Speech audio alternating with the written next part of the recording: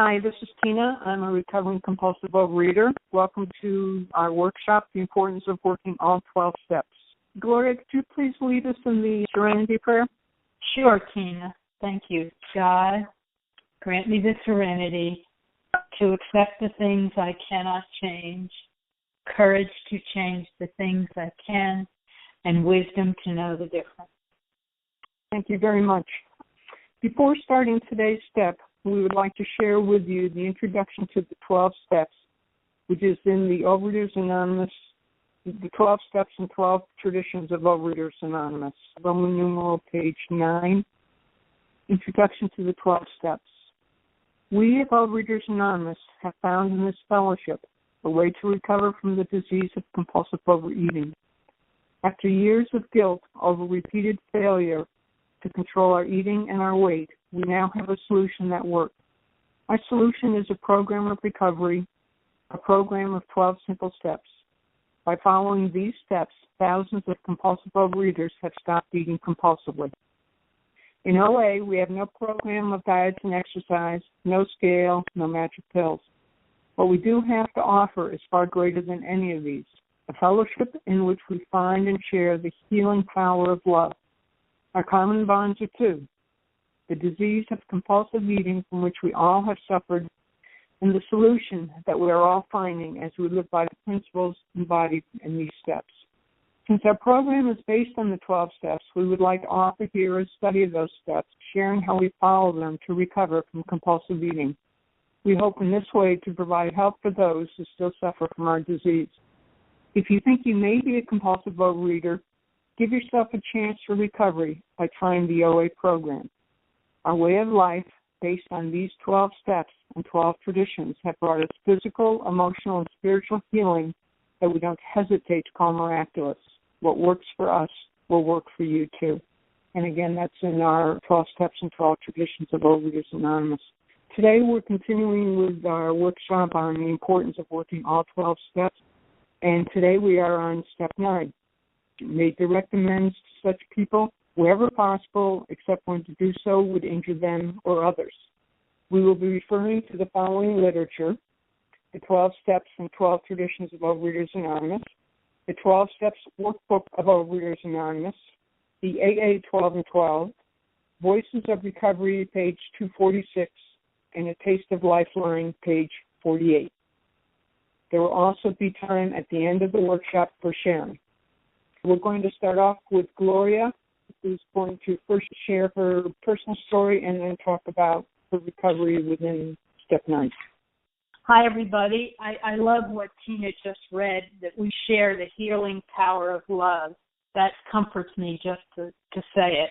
And it's also the principle of step 9, that is love. So hi, everybody. My name is Gloria. I'm a compulsive overeater and a food addict. And I'm going to just spend 5 minutes telling you my story and then go on to our topic of step 9. I believe that I was born a compulsive overeater. So to speak, I came out of the factory that way. It was in my family for generations. I think our disease, not just being cunning, baffling, and powerful, but it's a very painful disease. I know that by the age of 2, I was already obese. And looking back now, I can see that having this disease made for a lot of decisions in my life that I wasn't aware of at the time. For example, I had such fear of pain and rejection that I was afraid to do a lot of things.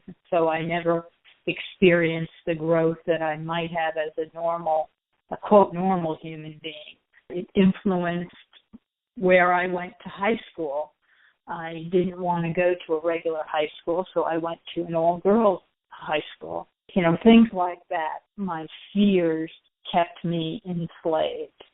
So by the time I was ready for college, I was somewhere between 150 and 200 pounds, and I decided that I wanted to study really hard because people could make fun of me because of my size, but I didn't want them to call me stupid.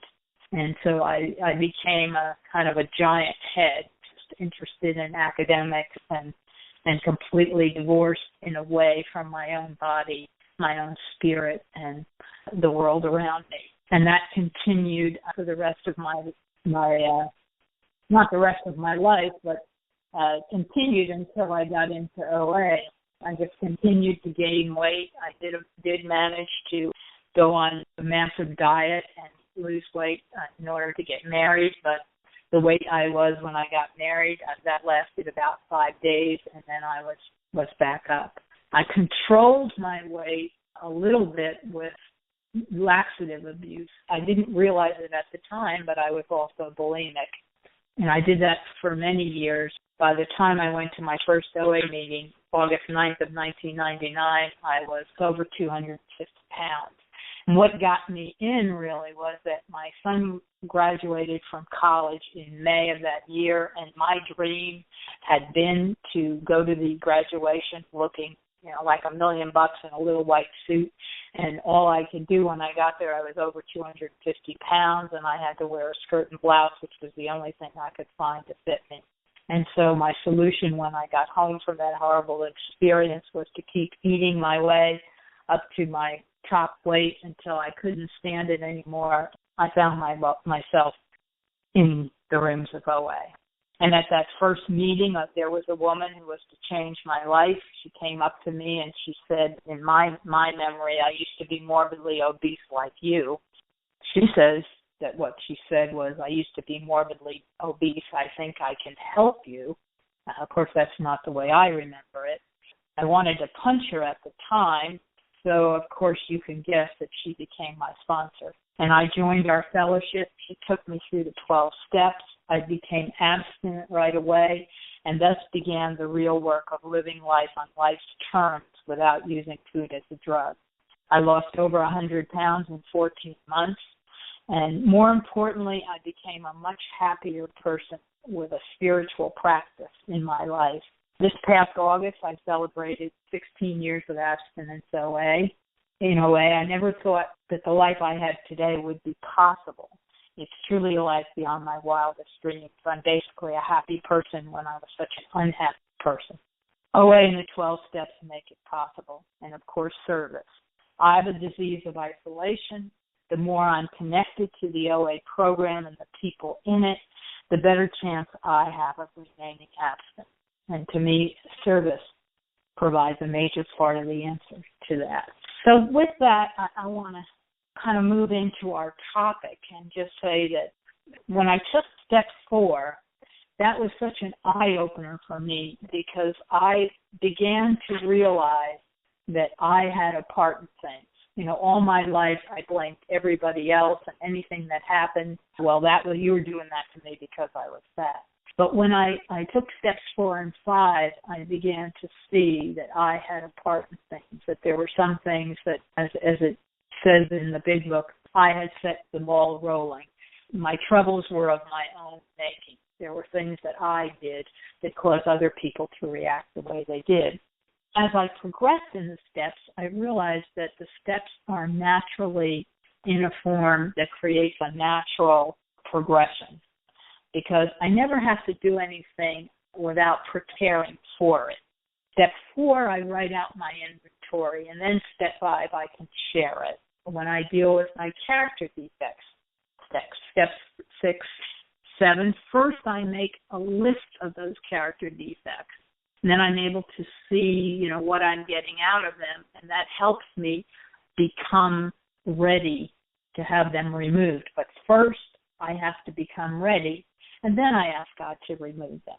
And it's the same thing with doing amends. In step 8, that's where we made our list of all the persons we had harmed and became willing to make amends to them all. And that brings us to step 9, made direct amends to such people wherever possible, except when to do so would injure them or others. And what does that mean? Who are these such people? Well, I believe those are the people I discovered that I had in fact harmed and resented when I did my 4th step. It also says make direct amends. So I had to think about that. And looking at our OA 12 and 12, which is really wonderful on step 9, by the way, it tells me that direct amends means direct action. I consider that, face to face to the extent possible. I have to be specific. What in looking at what is the harm that I have caused to others? What is the specific harm? Not just a general apology, I'm sorry that I treated you badly. So direct action, specific, face to face. What is the whole purpose of doing step 9? It says in the 12 and 12 that the purpose is to free us from the shackles of our past mistakes. I didn't really even realize that I was enshackled by my past mistakes.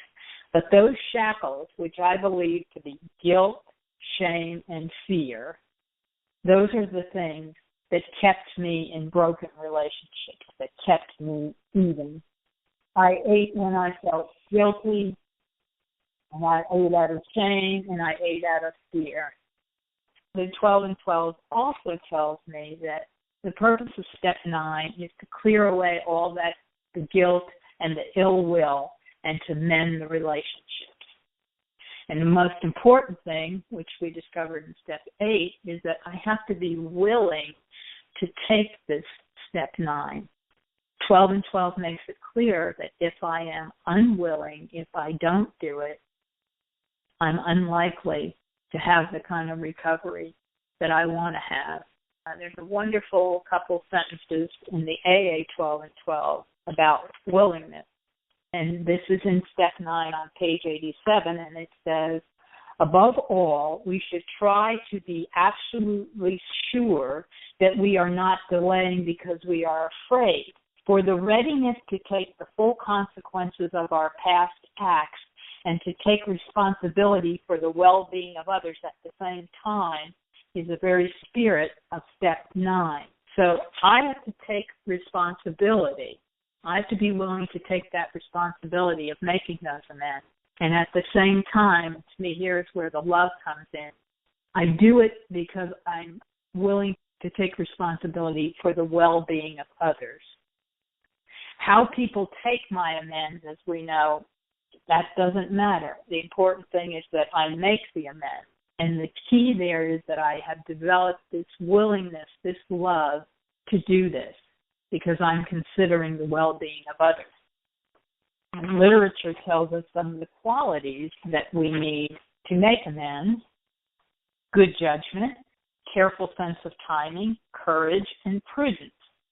The courage, the willingness, we've already talked particularly about the willingness. It does take courage, of course, to stand in front of someone or on the phone or however to apologize for what I have done. Prudence, the second part of step 9, which says accept that I make amends, except when to do so would injure them or others. I have to use prudence and good judgment not to make an amends that's going to cause more harm than good. And our literature has fine examples of that, the classic one being telling someone about an affair and hurting people who don't need to be hurt. We make amends for our actions or inactions, but not our feelings. That's what the OA 12 and 12 says. Sometimes I wonder, though, whether my feelings are so apparent that my body language is such that my feelings have become actions, so that sometimes I may need to apologize for them. I'm a person that generally tends to wear my feelings on my sleeve, and so just a look can be very cutting, even if I don't say anything. So I consider that's something I watch personally because I have that tendency to telegraph feelings, and that can be an opportunity for me to have to make an amends. I want to tell you now a little bit about how I did this step with my sponsor. That was, of course, those such people. I had my list from the 4th step. I had my list of people to whom I owed an amends. And she suggested that I divide it into 3 categories, A, B, and C. A being those that would be the most difficult, And I will tell you that for me, that was generally close family members. They were in the most difficult category. B were those that were not quite as difficult, usually friends or lesser family members. And C was the category that was the easiest. So we ranked them, we put them all in categories, and I did the easy ones first. And what my sponsor suggested, which I found very, very helpful, was that I basically write a letter so that we could go over my amends plan. And this is a great way where defects in my amends will show up.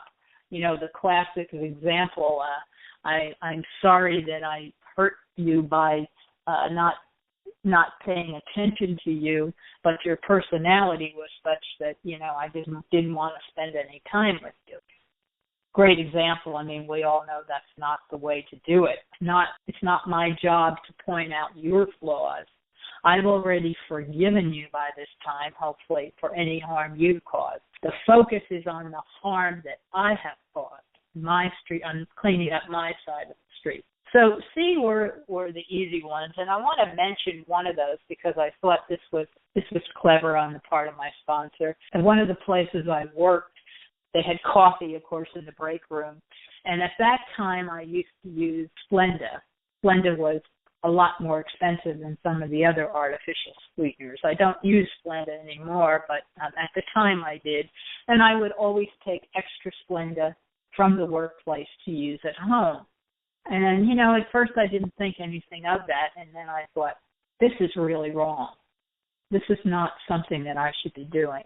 And so I owned up to it to my sponsor, but I didn't want to have to go to anybody in the firm and admit this, and it wasn't really clear who or how, what would be the best course of action, and knowing that how at times I might tend to be cheap, so to speak, my sponsor suggested that I simply buy a couple boxes of Splenda and slip them in to the cash at work, to the place where the Splenda was, and that would be my way of making restitution.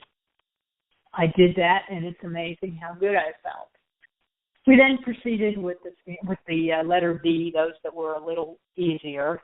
And I would write the letters, and then to the extent that those people were available, then I would actually make the amends in person. And A were those that were the most difficult.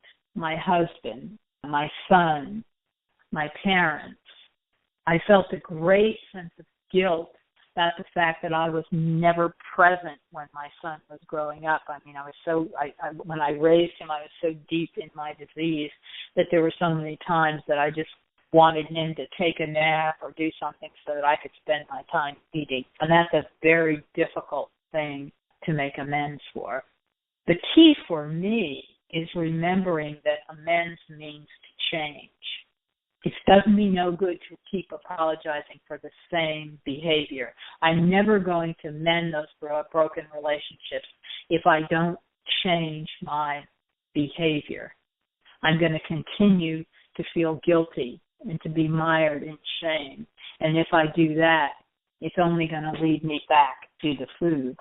So I wanted to end by reading a couple questions that I think hopefully you will find helpful. And those questions are, the first is, are shame, guilt, or fear keeping me from accepting responsibility for my wrongs so I can live a full, happy, useful life? And the second question is, amends means to change. Am I changing the behavior for which I need to make amends? Finally, I wanted to read something from one of our new pieces of literature, which is wonderful, by the way. I hope you have viewers. It's called A Taste of Lifeline. And on page 48, this author was writing about step 9. It's a piece entitled Self-Forgiveness, and it ends with this. As I learn to forgive myself, I can also stop resenting my parents, siblings, relatives, and anyone else for what they did to me and for what my hyperactive brain images did to me. I can stop using my memories of the wreckage of my past as an excuse to create the wreckage of my future. I can release the ill will, the belief they owe me anything, and any need to punish them. I can move forward and upward to welcome ever more of my higher power's blessings in my life. The promises of freedom, health, happiness, hope, faith, abundance, and joy come true a little more each day, so that I now need a life in recovery beyond my wildest dreams. And I haven't even touched on the 9th step, promises, so maybe Tina will. But it's amazing how wonderful I feel when I've completed step 9. And I want to repeat again this wonderful sentence from The Taste of Lifeline.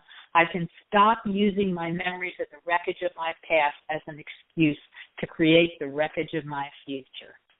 So go forth and make amends. You'll feel incredible when you're done. And thanks so much for letting me share. Thank you, Gloria. That was great. A few announcements. According to our 7th tradition, we are self-supporting through our own contributions. Even though this is a virtual meeting, we still have expenses for the website and uploading the podcast. Please use the following meeting number, 82278. That again is 82278, meeting number, and making a contribution. You can go to www.oa.org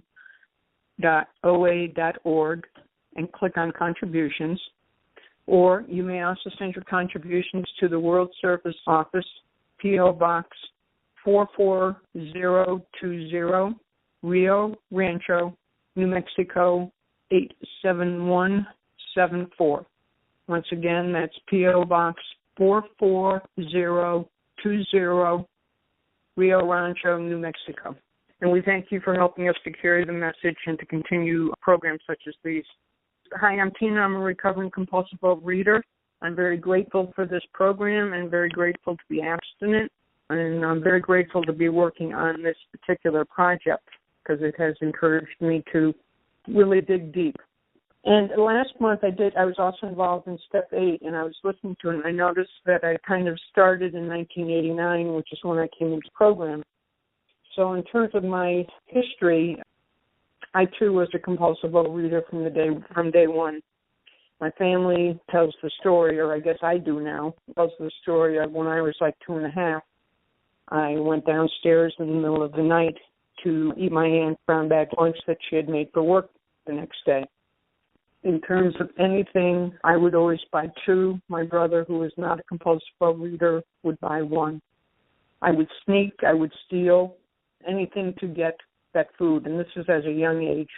There was one time where, again, I think I was maybe 6 or 7, and my brother and a friend, the 3 of us were playing a game at the table, a board game, and I kept sneaking something out of my pocket into my mouth, thinking no one could see me, because I was looking down. And afterwards, my brother was like, didn't think anybody could see what you were doing? He's also the one who, when I was in college, said, some people eat to live and others live to eat. So I said, yep, and I went out and had another bowl. I'll show him. I can give you all the horror stories in terms of babysitting and a little kid who said, Mommy, is she going to have the baby? Things like that. So I definitely belong, and I don't always remember that far back, because just before I came in 1989, I was in health. I always like to say I was in a profession that I loved, a position that I hated, and I saw absolutely no future. God was real smart. He took me out of a toxic situation, which was the works environment, and I was unemployed for about 6 months. And during that time, just before I became unemployed, I started with OA. That was June 15th, 1989. I did not get abstinent that day, but I did start my recovery that day. I felt hope for the first time.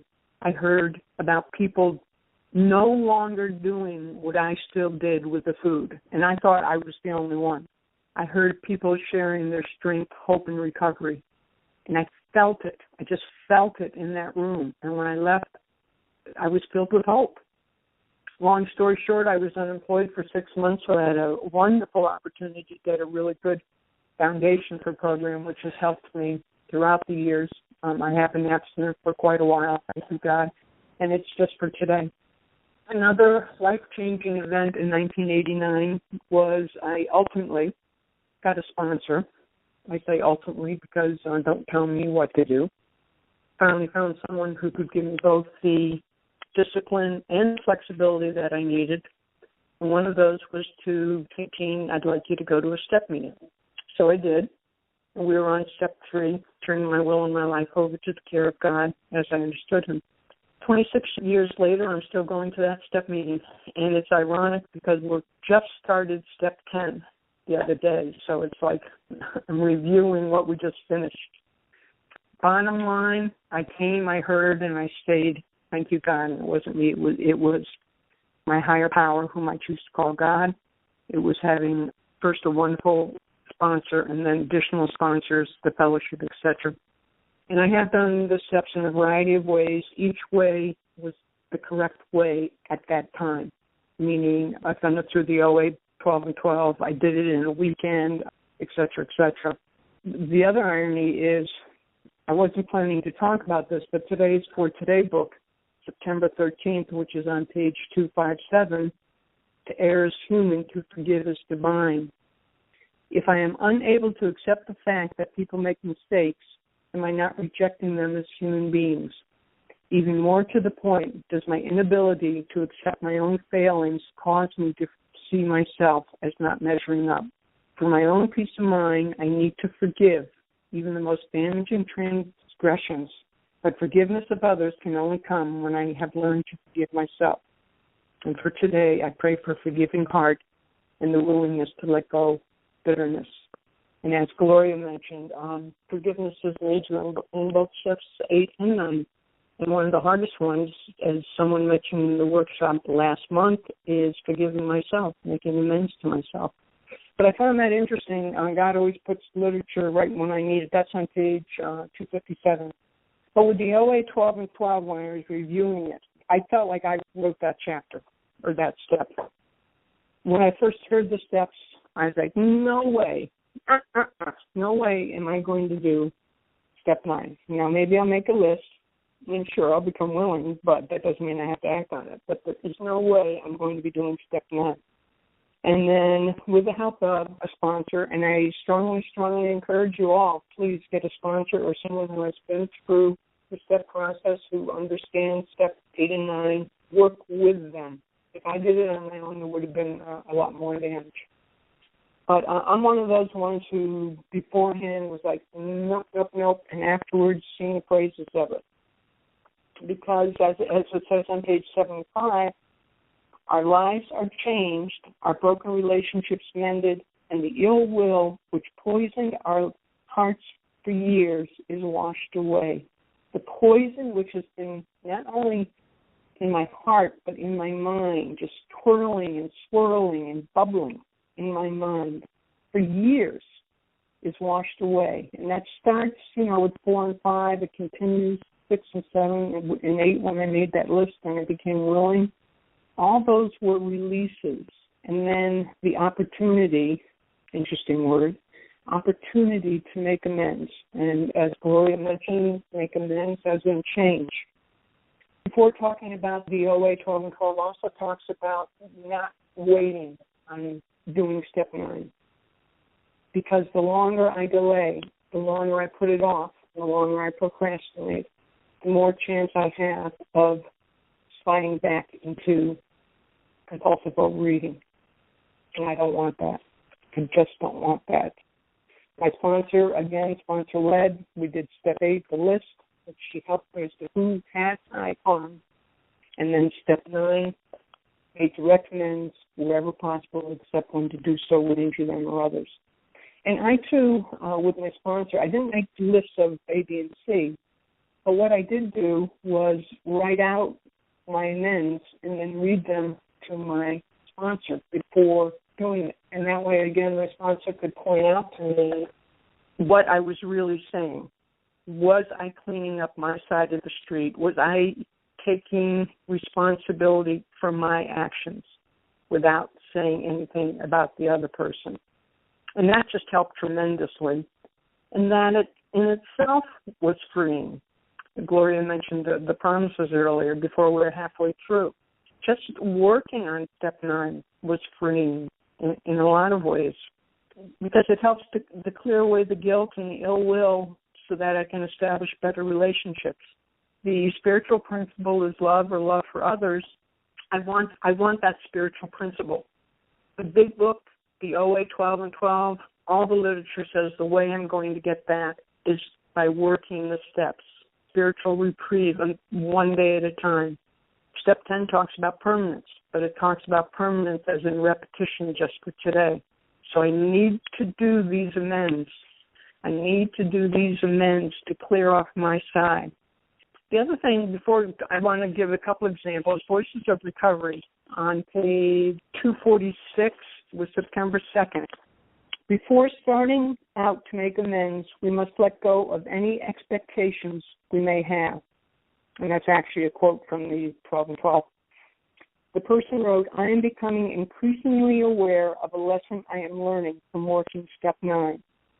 I used to feel disappointed if I didn't gain a major insight, feeling of relief, or change in my life soon after completing a step 9 amend.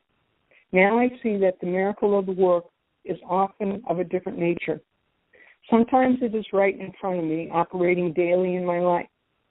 I simply do not recognize it because I am so busy searching the heavens for blinding revelation, or at least fireworks.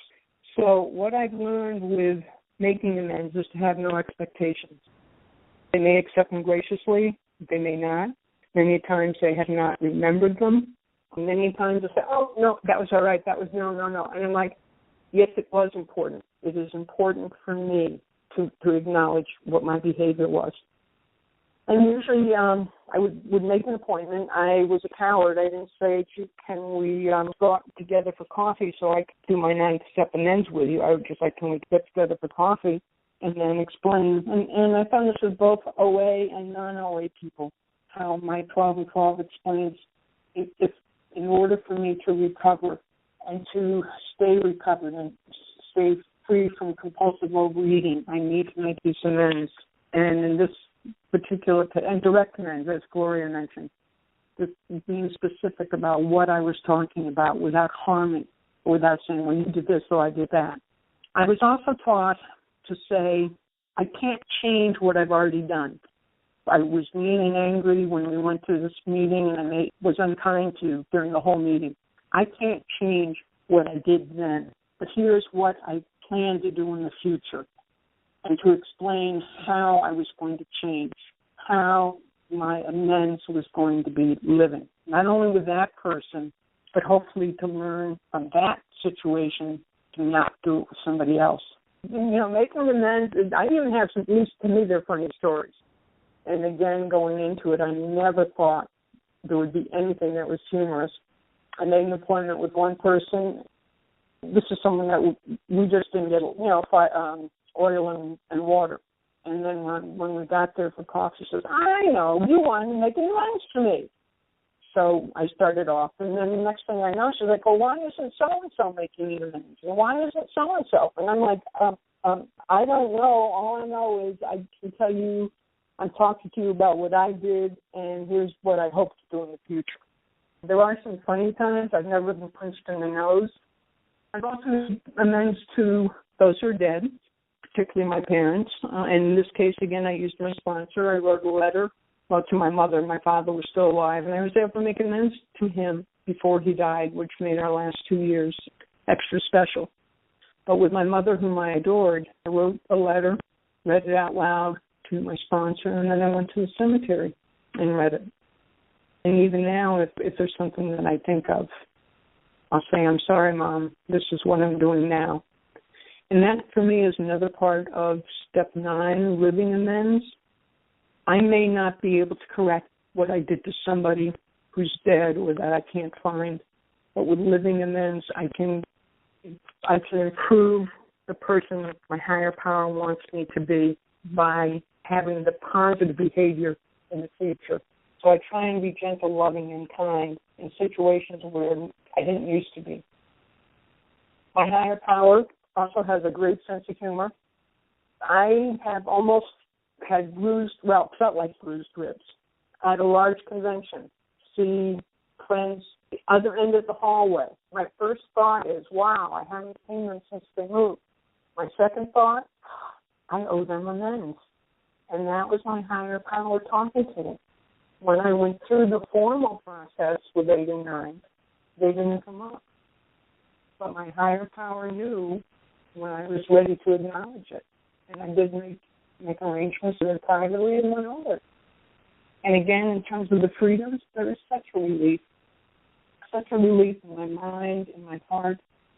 And it's something in terms of that I try and live every day, as long as I keep in good spiritual condition. And it's by working these steps. I could go on for never and ever. We all could. As I said in one of these, that at the end, I encourage everybody. But I also encourage you, please do it with a sponsor or someone who has gone through the process.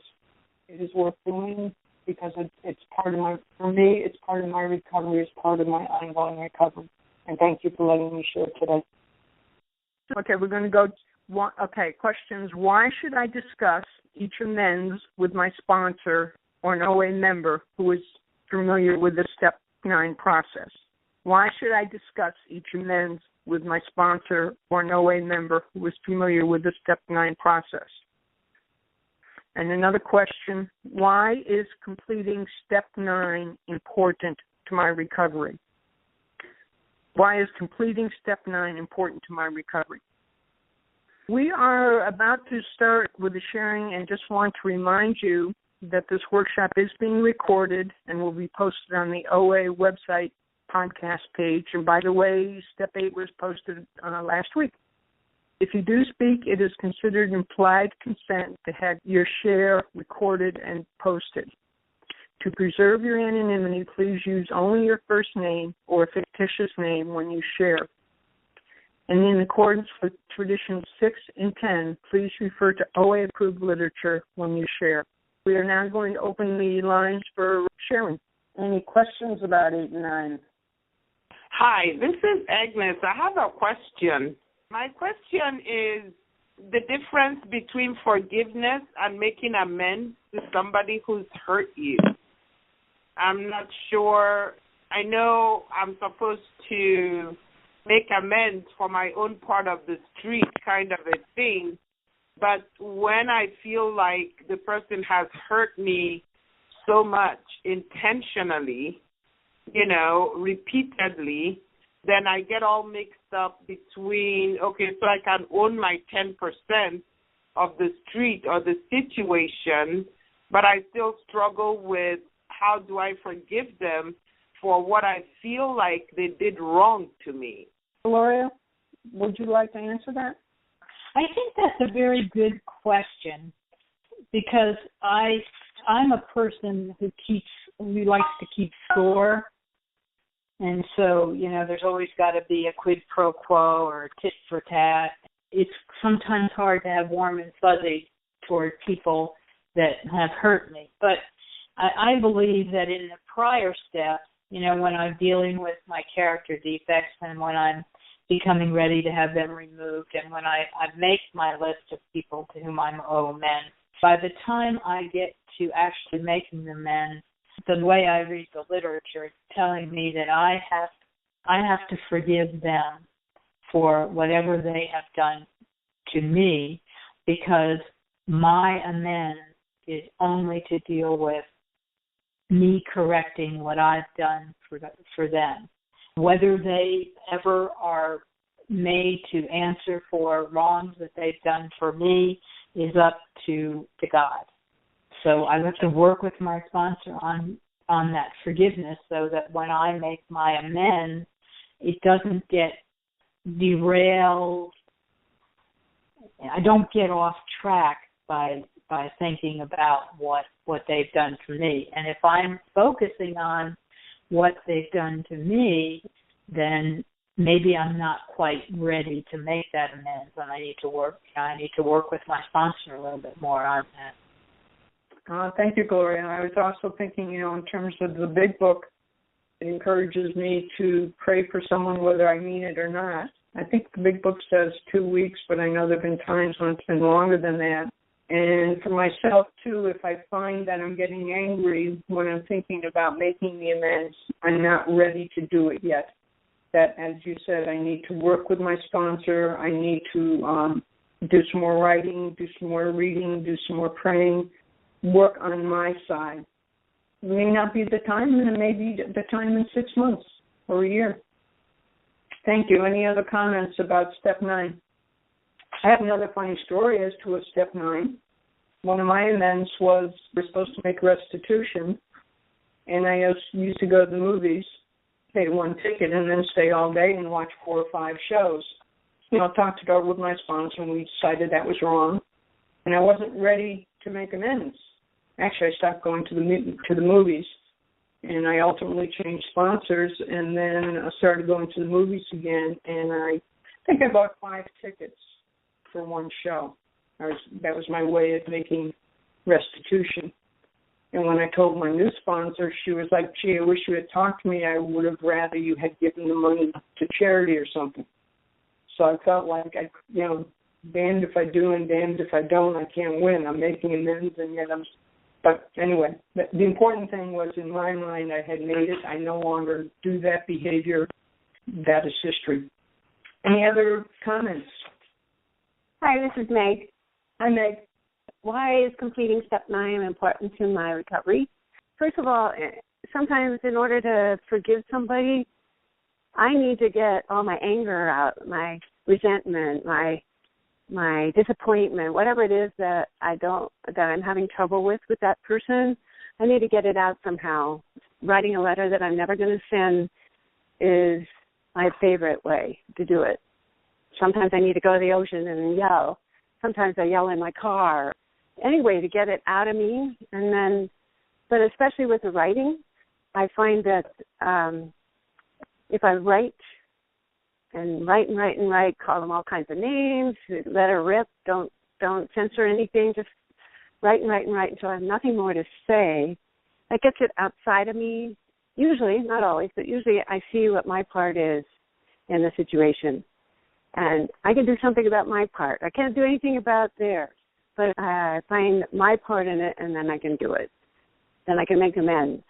And the importance of making amends for me is letting go of that shame, guilt, and fear of seeing the person again, the guilt of what I did, and the shame about what I did, all goes away. It doesn't run me anymore. And then I'm freer to just be present. And it's really loving to myself not to be run by all those things. It's another gift of doing step 9, making amends to myself. So I need to forgive myself for the things I've done that have messed me up or mistakes I've made. And being able to forgive myself actually helps me to forgive others. So I'm really grateful to have this way of life. If I make a mistake, it doesn't mean that I'm an awful person, that I am a mistake, that I will be guilty for the rest of my life. It means that I need to make amends. And I can make amends. So I'm grateful for this way of life to let me be more present with everybody I'm with.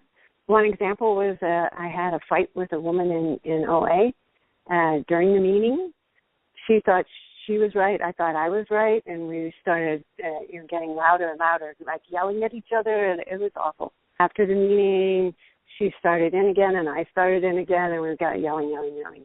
And I had the hardest time about making amends on this one because she was wrong. I was right. It's the way things ought to be done, and it was within the group conscience, blah, blah, blah. I had all kinds of reasons why I was right. Well, a friend said, well, do you regret what happened? And I said, oh, yeah, that's it. I really regret the way I handled it. I regret yelling. I regret scaring everybody. I regret that part of it. So when I finally saw the woman again, years later, we were the first two at a meeting, and I took the time, and we had time, and I took the time to make amends to her. And then she went and said, oh, I was wondering when you were going to do that. Did you know that, da-da-da-da-da-da? And she went on and on about how wrong it was what I did. Didn't matter. What it did was ease up the energy between us. She had to do what she did. I let go of my resentment and let go of my guilt and let go of feeling like I had to make amends and how am I going to do it. I did it, and, we see each other in meetings now years later, and there's no, I don't really want to talk to this person or anything like that. And, we can be supportive of each other in the program. So I'm really grateful, and I'm sorry about the background noise. And step 9 is a blessing. Thank you. Thank you, Meg. Before we close, Gloria and I offered some questions if you'd like to work on them. Also, the 12-step workbook, there are 19 questions on step 9, and they're all excellent. So even if you did want them a week, a month, whenever, but that workbook is fantastic. But the questions that Gloria and I offered you today, 1, are shame, guilt, or fear keeping me from accepting responsibility for my wrongs so I can live a full, happy, useful life? Are shame, guilt, or fear keeping me from accepting responsibility for my wrongs so I can live a full, happy, useful life? The next question, amends means to change. Am I changing the behavior for which I need to make my amends? Am I changing the behavior for which I need to make my amends? Next question, why should I discuss each amends with my sponsor or an OA member who is familiar with the Step 9 process? Why should I discuss each amends with my sponsor or an OA member who is familiar with the Step 9 process being understood before I do the amends? And the last one, why is completing Step 9 important to my recovery? Why is completing Step 9 important to my recovery? Unfortunately, we've run out of time. If you wanted to share, give somebody a call and tell them what you heard and what you want to talk about. The opinions expressed here today are those of individual OA members and do not represent OA as a whole. Gloria, would you mind leading us in the Serenity Prayer again, please? Sure. Thank you, Tina. God, grant me the serenity to accept the things I cannot change, courage to change the things I can, and wisdom to know the difference. Thanks, everyone.